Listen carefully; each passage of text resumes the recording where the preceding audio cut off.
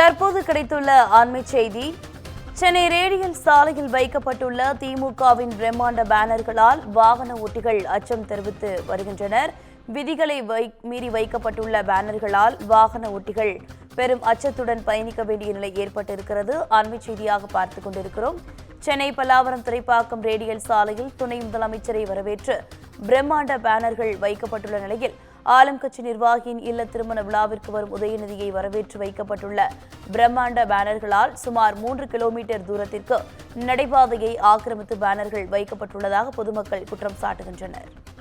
கூடுதல் விவரங்களோடு இணைகிறார் செய்தியாளர் சிவகுமார். வணக்கம் சிவகுமார், விவரங்கள் என்ன?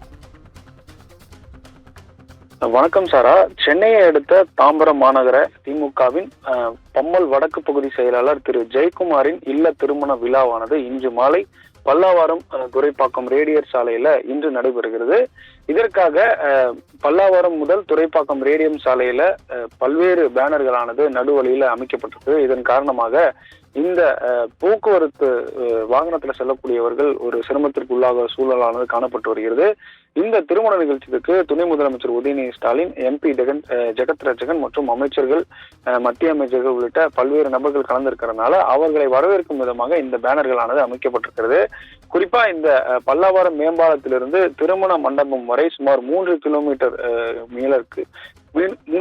நீளத்திற்கு இந்த பிரம்மாண்ட பேனரானது சாலையின் நடுவே வைக்கப்பட்டுள்ளதால் வழியில செல்லக்கூடிய வாகன ஓட்டிகள் பெரும் அதிர்ச்சிக்கு உள்ளாயிருக்கிறாங்க. மேற்கொண்டு அந்த வழியில செல்வதற்கே ஒரு சிரமமான சூழல் காணப்படுகிறது. ஏனென்றால் ஒரு 10 மணி நேரம் என்பதால் 10 மணி ஆகக்கூடிய நிலையில் இந்த அலுவலகம் செல்லக்கூடிய பொதுமக்கள் வாகன ஓட்டிகள் பெரும் சிரமத்திற்கு உள்ளான சூழலானது காணப்பட்டு வருகிறது.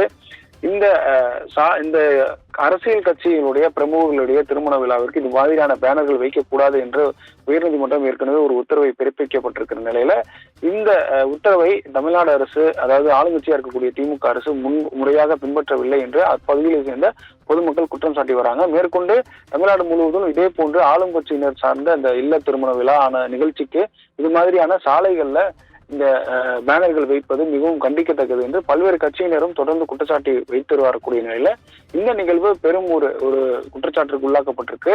அங்க இருக்கக்கூடிய பகுதி பொதுமக்கள் மற்றும் சாலை பாதசாரிகளை அனைவரும் குற்றம் சாட்டியிருக்கிறாங்க. இதற்கு தமிழ்நாடு முதல்வர் மற்றும் துணை முதல்வர் உடனடியாக நடவடிக்கை எடுத்து இதற்கு ஒரு தீர்வை காண வேண்டும். உயர்நீதிமன்றம் வழங்கி இருக்கக்கூடிய இந்த உத்தரவை முறையாக பின்பற்றி இதனை முழுமையாக அகற்றப்பட வேண்டும் என்று பொதுமக்கள் கோரிக்கை வச்சிருக்கிறாங்க.